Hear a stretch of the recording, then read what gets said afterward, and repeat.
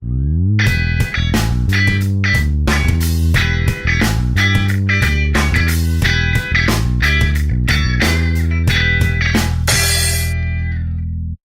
temos uma Terra fluida, que são os oceanos, as correntes marítimas o movimentam, né? Correntes frias e quentes, né? A atmosfera, né? A rotação do planeta, a ação de agentes eternos como o Sol, a atração da Lua, as marés, né? São os movimentos associados com a superfície externa do planeta, né? A dinâmica externa do planeta, dinâmica interna e a dinâmica externa. Então aqui está o nosso sistema solar, como nós o conhecemos, né? Ele é organizado por uma estrela, formada há 4,5 bilhões de anos, e a sua corte de planetas. Os mais distantes e os mais próximos têm todos a mesma idade. O filme mostrou rapidamente isso, né? Nós tínhamos uma nebulosa com gás e poeira, que se organiza por sua própria rotação, contração, e começamos a ter os choques e os protoplanetas e assim por diante. Sejam os rochosos, que estão mais próximos do Sol, ou os gasosos gigantes, todos eles têm núcleos rochosos. Todos eles têm núcleos rochosos. Os gigantes são compostos dos mesmos materiais dos rochosos. Só que as temperaturas são tão baixas que aqui nós temos então os gases, em vez de criação de rocha, nós temos gases, temperaturas super frias, né?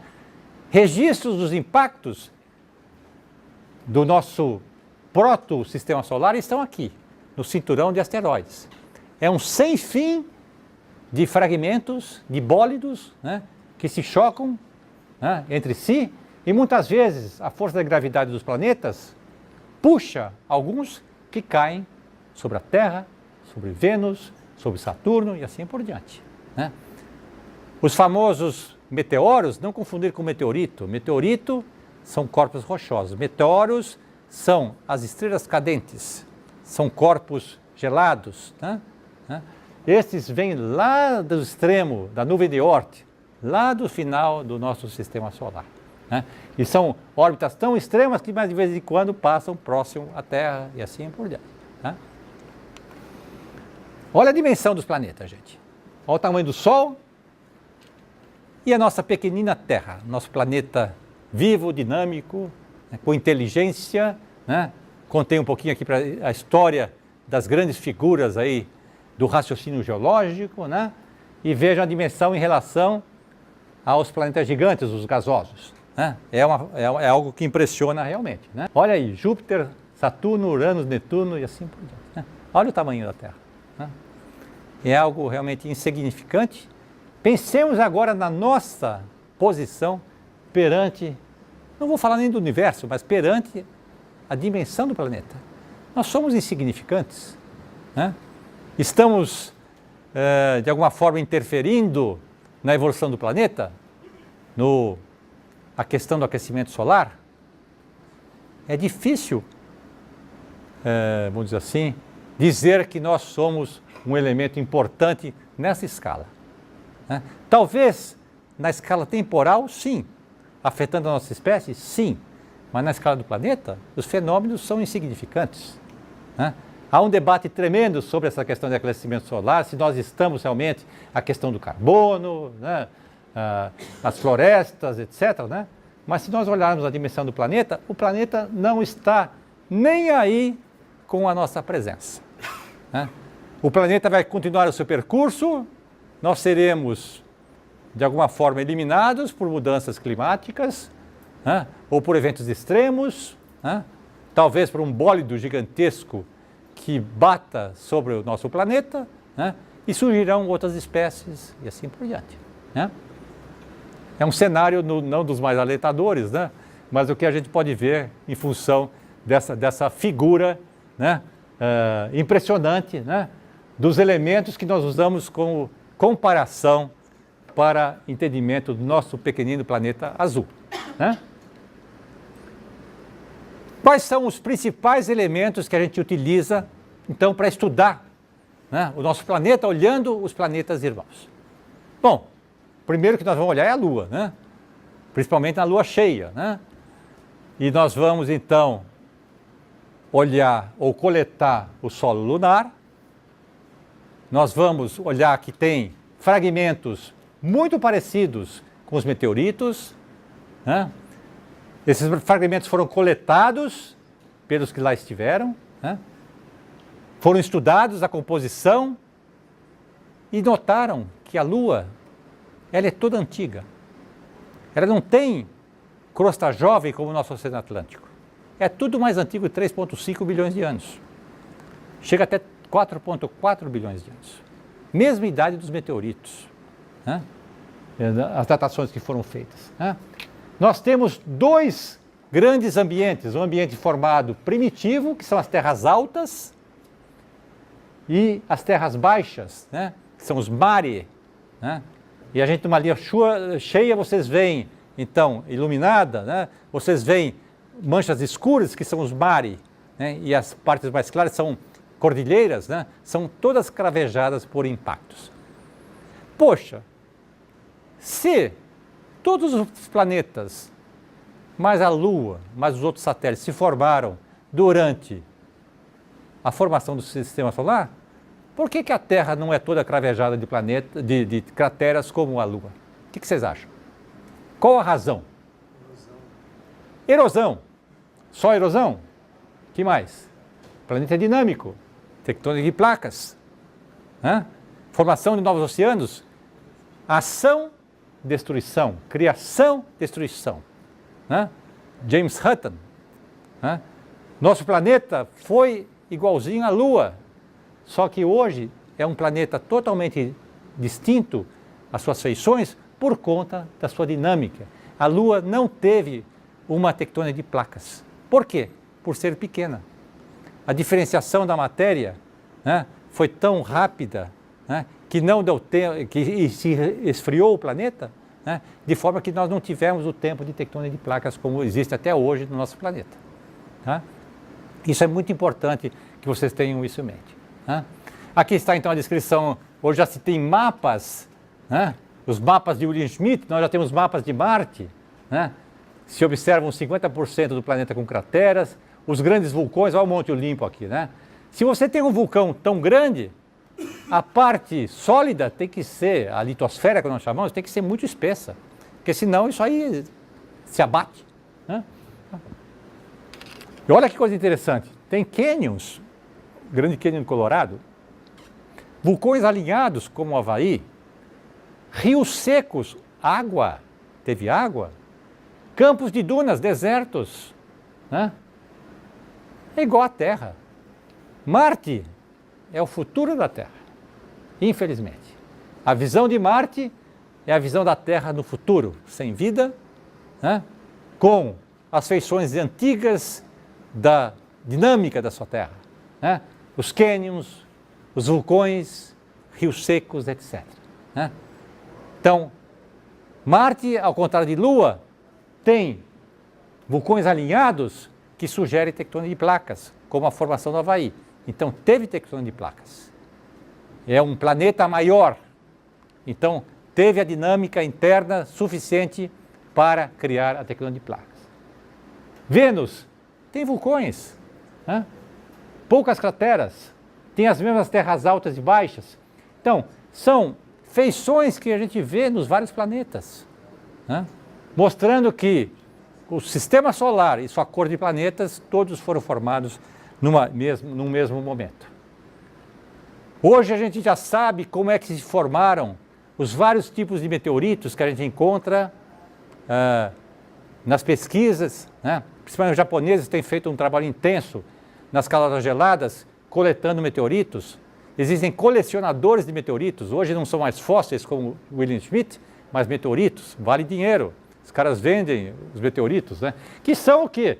São diamantes do universo, né? Valem ouro, né? Para o cientista vale ouro e também para os pesquisadores, porque nós vamos ter evidências de como era o protoplaneta, aqueles fragmentos que se batiam, né?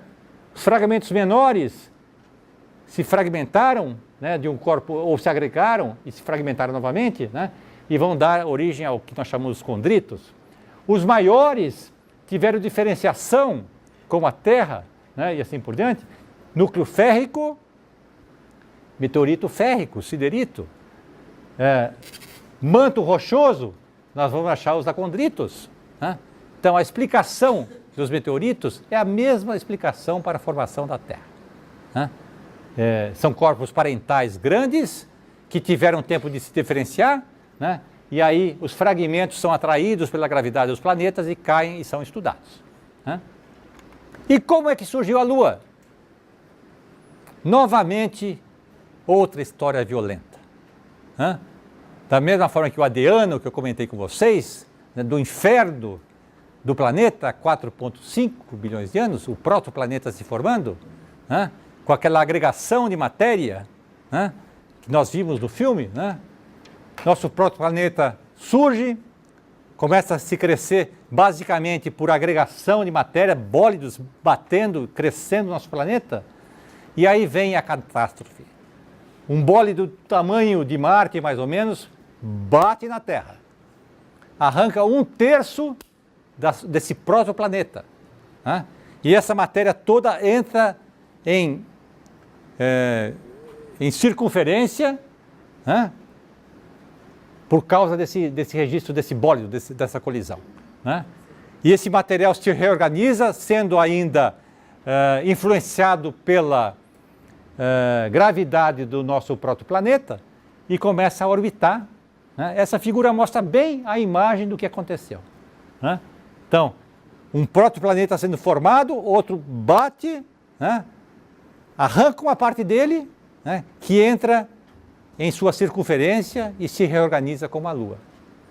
Agora, mais importante que isso, essa batida inflete o eixo da Terra, que foi fundamental, bilhões de anos mais tarde, para as estações inverno, verão, né? Para a questão também da temperatura amena, apropriada para o surgimento da vida na Terra. Então, a partir de um evento extremo, surge a vida, bilhões de anos mais tarde. 1 bilhão de anos, pelo menos, mais tarde, surgem as primeiras bactérias muito simples, os organismos muito simples, como eu disse, em ambiente sem luz solar, primeiros mares, né, primeiros oceanos primitivos, formados pelos gases CO2 dos vulcões, né, que se combinam formando os primeiros oceanos, mais a água adicionada de cometas que chegam à Terra, né, e trazem água. São os primeiros oceanos. E é nesse ambiente que surge a vida no nosso planeta. Então essa figura do protoplaneta e da Lua, né, cravejada ainda de choques, né, causa calor, né, mais o calor interno radioativo, né, e nosso próprio planeta começa a se organizar. Em cerca de 300 milhões de anos, já temos um núcleo, já temos um manto, já temos uma crosta. Essa crosta, claro, vai ser rompida, vai ser consumida. A figura que vocês viram no filme, né, do vulcão. Né, crosta fina sendo consumida, crosta nova sendo criada, e assim por diante. Então, usando a figura de crônica do Marcelo Gleiser, né, que eu sou fã, ele consegue transmitir de uma maneira muito elegante, né, os processos geológicos e assim por diante. Ele considera a Lua a costela da Terra, elegantíssimo, e é isso mesmo, é a costela da Terra, né, formada no Adiano, né, na geração dos planetas. Né? Então é uma figura fantástica, né, a forma de descrever isso. Né? Vamos ver algumas imagens dos nossos planetas irmãos. Mercúrio, cheio de crateras, como a Lua. Né? Essa imagem é interessante também para mostrar que nós temos impactos grandes e impactos menores. Tá? Esse fato de a gente ter diferenças de tamanho de impactos e frequências de impactos nos permite calcular idades relativas, porque os impactos maiores e mais frequentes é do momento do Adiano. Os menores são de momentos mais tardios. Então nós podemos classificar o seguinte: as regiões com muitos impactos grandes são mais antigas do que as regiões que têm menos impactos ou impactos menores. Nós podemos calcular de uma maneira relativa à idade dessa superfície que está sendo impactada, né? Olha uma outra topografia de Vênus, também com as terras altas e baixas, como o caso da Lua, né? Novamente nós temos os impactos, né? Olha, uma série de impactos aqui, aqui também, né? Olha os mares aqui, né? São as áreas escuras, que são imensos derrames, né? Que permearam as áreas altas, são áreas altas, né? Aqui a nossa Lua, né? As terras altas, olha que interessante, gente, cravejada de crateras, né? Olha, aqui foram feitas coletas, né? São todas idades de 4,4, 4,3 bilhões de anos. E essas áreas escuras são os mares, são os derrames basálticos, né? Mar Ímbrio e assim por diante, né? Que são mais jovens. É uma escala relativa que a gente pode, então, inferir para a Lua, né? E hoje a gente pode até fazer uma espécie de uma cronologia, né? Da Lua, né? Mostrando aí, então, nesse intervalo de 4,5 bilhões de anos até hoje, né? Que o início do planeta teve uma sucessão enorme de crateras, formou-se o solo, a crosta lunar, os mares, os basaltos são mais jovens, são muito importantes nesta fase, depois diminuem, vejam, ambos diminuem, né, para o tempo recente. Nós temos sedimentos também, né, e assim por diante, então a gente pode fazer uma estratigrafia sobre a nossa Lua, né? Olha a superfície de Marte, né? Olha a posição que o Pathfinder, aquela sondinha famosa, né? A primeira sonda desceu, né? E caminhou de maneira remota, né? Fazendo as suas primeiras análises, né? Algo fantástico da evolução tecnológica, né? Novamente aqui nós vemos feições instigantes, como esse grande cânion, o Vale Marinelis, né? Que é muito parecido com grandes vales que nós temos, por exemplo, o Rift Valley do leste da África, né? O Vale do Rio Colorado, né? São feições típicas, né? Vamos dizer assim, do nosso planeta e que também estão representadas lá. Olha os canais, gente, parecendo canais de rios, né? Então é uma evolução muito particular e parecida com a Terra, né? Olha o Vale Marinelis aqui, né? Uma feição enorme. E aqui vocês veem os vulcões, deixa eu ver se eu consigo ver daqui. Aqui está. Esses 3 círculos são grandes vulcões alinhados, né? E algo desse tipo a gente vê na Terra, né? Existem alinhamentos de vulcões que têm uma explicação geológica, né? Ligada à tectônica de placas, né? E que então nos sugere que Marte também teve tectônica de placas, né? Em algum momento do passado, né? E olha aí então o nosso robozinho caminhando, né, e coletando material, analisando in situ esse material e mandando as informações para a NASA, né? E aqui está o gigante, o Monte Olimpo, que eu comentei com vocês, 27 quilômetros de altura e 600 quilômetros de base, né? Então imagine a quantidade de magma no interior de Marte para criar esse imenso edifício vulcânico. Claro que a gravidade é diferente da Terra, né? Mas sem dúvida é algo impressionante o volume de magma que foi gerado, né? Bom, o que a gente pode tirar de tudo isso que eu falei? Que a vida está no nosso planeta por conta de uma série de aspectos favoráveis e até casuais. Eu comentei com vocês aqui de que a inflexão do eixo da Terra foi causada por um bólido, né? Um efeito casual, né? Mas a distância do Sol, estratégica, a temperatura da nossa superfície, terras emersas, água, carbonatos, né?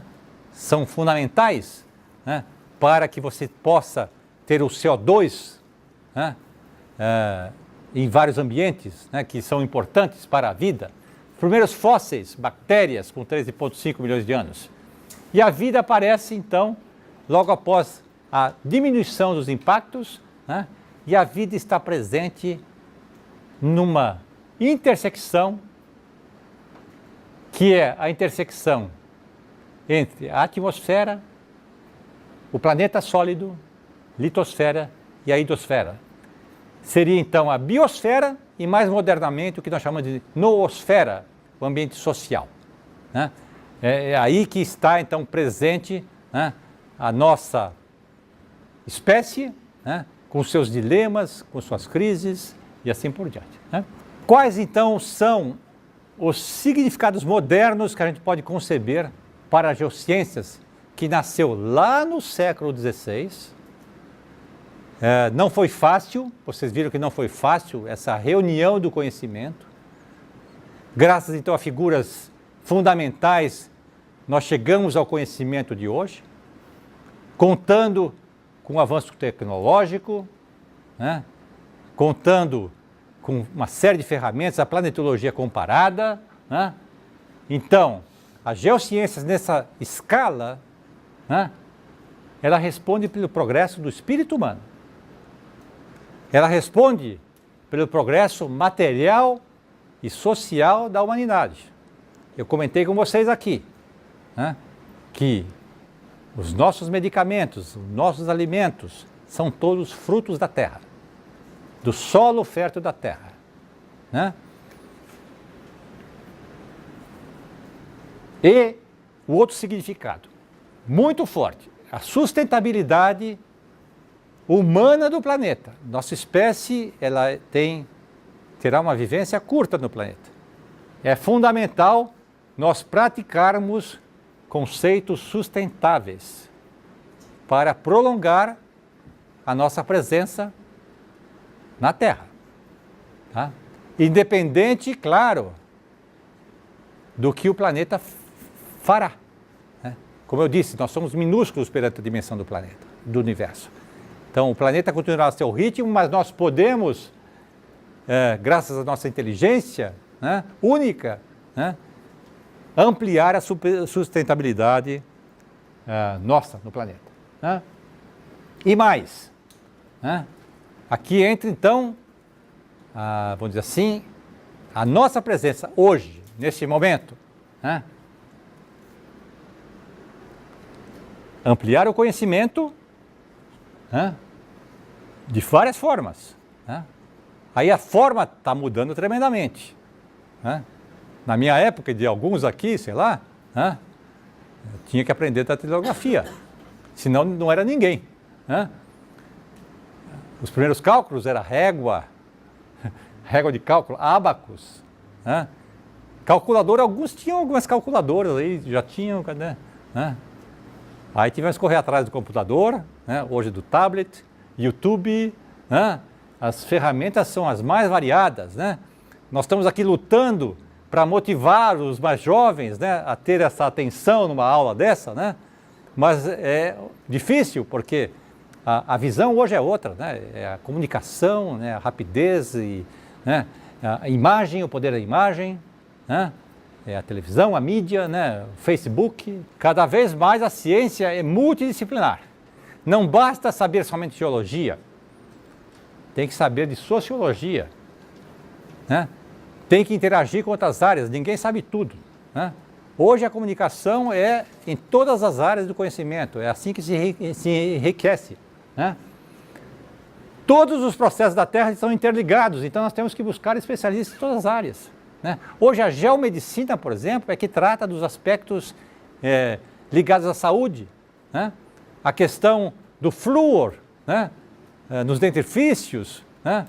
Ou outros elementos que são importantes, né? As vitaminas, as famosas vitaminas, né? E assim por diante. Bom, participação dos cidadãos, cada um faz a sua parte, né? Em prol de um mundo melhor, né? E influenciando políticas públicas, se organizando para influenciar na gestão ambiental com base em princípios éticos, né? Com base em legislações existentes. Busquem o conhecimento, não o que nós estamos trazendo para vocês aqui é apenas uma orientação. Conhecimento vocês vão adquirir na velocidade que vocês quiserem, na vontade que vocês desejarem. Né? O que nós queremos? Crescimento intelectual. Sejam intelectuais. Não leiam somente literatura técnica, leiam jornais, vão na internet, né? Busquem o conhecimento, a literatura, né? Enriqueçam o seu conhecimento. Claro que nós vamos utilizar como eixo, né, o conhecimento da natureza. Aliás, essa é uma particularidade deste curso que é inédita, né? Nós decidimos criar esse curso em 2004 porque julgamos que faltava esse elemento, esse profissional que pudesse trazer uma nova faceta do conhecimento integrada do planeta, né? Contribuindo para uma formação mais completa dos mais jovens, né? Então, se vocês, de alguma forma, concluírem o curso, né? Mas concluírem o curso com esse tipo de expectativa nossa, né? Vocês serão extremamente bem-sucedidos profissionalmente, né? E também satisfeitos intelectualmente. Então, com essa mensagem eu queria terminar hoje, né? Convidá-los para a aula próxima, que nós teremos um cardápio muito curioso também. Nós vamos falar sobre tectônica de placas.